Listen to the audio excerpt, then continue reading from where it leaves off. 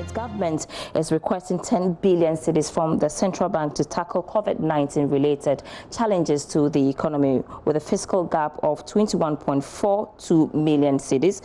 Government has so far borrowed from the IMF and from the World Bank and now the central bank, which is the Bank of Ghana. Even with this borrowing, we still have a shortfall of 7.9 billion Ghana cedis. So where else can we turn to get the extra funding for our activities? I believe we'll be speaking to an economist on this development, but I want to take you through where we have been to so far as our borrowing is concerned. And if you can see on the screens now, fiscal gap is 21.42 billion Ghana cedis, consisting of 15.85 million cedis revenue shortfall and 5.57 billion cedis from the COVID-19 expenditure. And when you go down, you see that government has so far borrowed 1 billion from the IMF and then $350 million from the World Bank, and then also we are going to the central bank to borrow some 10 billion Ghana cedis.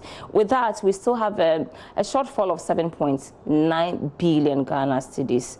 And then our total debt stock as of the end of 2019 is 218 billion Ghana cedis. So that's how we are faring so far as and that was presented by the finance minister to Parliament. So I've been joined by economist Courage Boti for a lot more discussion on this development, especially with the country's debt stock rising. Courage, thanks so much for your time this evening. First of all, in the Bank of Ghana laws, 5% of the previous year's revenue is the limit that BoG can finance government. So with this request coming from government, will you say it's in line with the laws of the central bank? Good evening, Sandra, and good evening to your listeners. I'm not sure that is quite the case. If you listen to the Bank of Ghana's presentation at the MPC the other time, I think the suggestion is that they are relying on Section 30 of the Bank of Ghana Act, I think Clause 6 specifically, which speaks to emergency funding for government in times like this.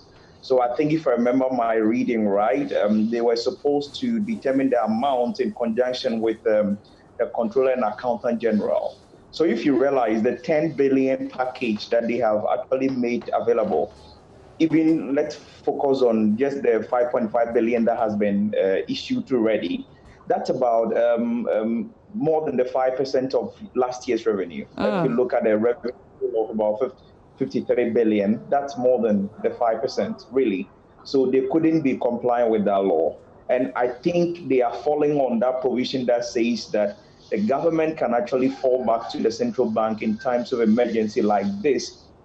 And let's understand the reasoning behind it. At this time, of course, beginning of year, the government projected that the fiscal deficit will be around 18.9 billion. What it means is the difference between expenditure and revenue for the year 2020 that we need to borrow.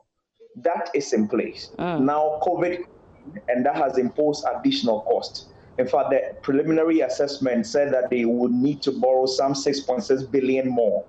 But after, I believe, the cabinet retreat a few weeks ago, they realized that they might need an extra 10 billion forward to reboot or to restart or jumpstart the economy because the damages could be quite severe. And so you already have a 17 and 18.9 billion to finance from the capital market.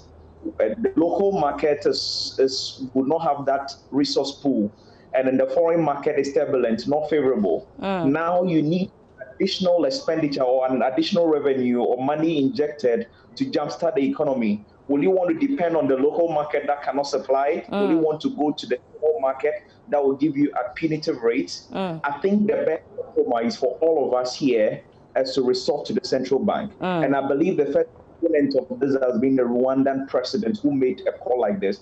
I support it in that that is a cheaper source of fund, one, and then which other better place to go than your central bank in time where you are squeezed and you can't go to the market. Mind you, if we do not do the needed investment now, the ravages of COVID-19 could actually prolong beyond the 3 years that we are talking about. And so we need to find the resources. Where do we find it? From central bank. Now, it borders on questions relating to inflation and all of that. We will definitely come to that. Hold it, Courage. We'll come to that. I'm glad you mentioned running to the central bank. I will come back to the law as to the 5% or whether we should go to 10% as being suggested. But first of all, I want to find out this request by the finance minister. Does it mean that we are going to basically print money and then the question of inflation comes in?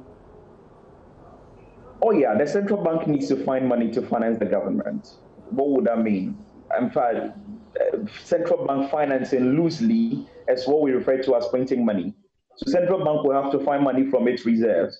I mean, whether that means going to the printing press now or bringing money from the stock of money supply available, I mean, or wherever they're going to find it from, that one is but practically or technically, or let's say loosely speaking, it means printing more money. I see. Back to the law, 5% I said earlier is what the law says, but of course we are not in normal times, and so some emergency measures have been put in place. But during the IMF time, it was 0%, but our law says 5%. And then there were reports that we wanted to change from the 5% to 10% before the IMF. So should we stick to the 5% by law as mandated currently, or there's a need to move to 10%? Unfortunately, the 5.5 under the 10 billion program actually exceeds the 5%. And that tells you that they actually suspended that agreement. I know under the IMF, even though the law was revised to 5%, the Bank of Ghana and the Ministry of Finance had a memorandum of understanding that, I mean, kept it at 0%. So from the period of the IMF program all through to the end, and then that agreement was supposed to run through to 2020. We were supposed not to have borrowed from the central bank.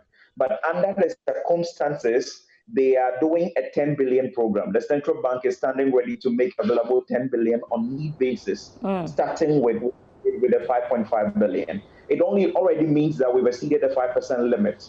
And then we are saying that these are exceptional circumstances, which I believe the Bank of Ghana Act provided for in that section 30.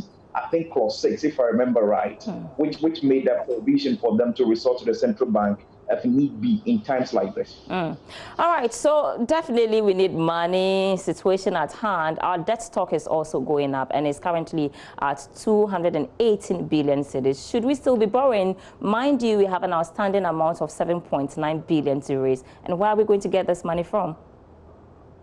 Government has always borrowed and they will continue to borrow so long as revenues are falling short. And looking at the circumstance now, let's understand that how much revenue government can make in any given year is a function of the level of economic activity. All right. If COVID making a lot of people stay home, if productivity is supposed to, or GDP growth is supposed to slam all the way to 1.5% from the 6.8 projected earlier, it only means that the amount of tax revenues you can generate from normal economic activity will also shrink by so much. Now, the question is, okay, year of roads. People have bad roads. People do not have rooms to sleep in. Water problems, electricity problem. Do we let the people continue with those problems, or we look for resources to meet those needs? Those are decisions government had to make. But if they decide to go ahead and implement the programs they have for the year, it only means they would have to borrow. Now, borrowing in itself, like we have always said, should not really be a bad thing unless we have made politics with it. The question really, and then that is what I am looking at now, is that what are we spending these monies we are getting from? Exactly. I mean, if you look at the 1 billion meant for the SME, the small, micro, and medium scale enterprises, I understand that really it's not free money.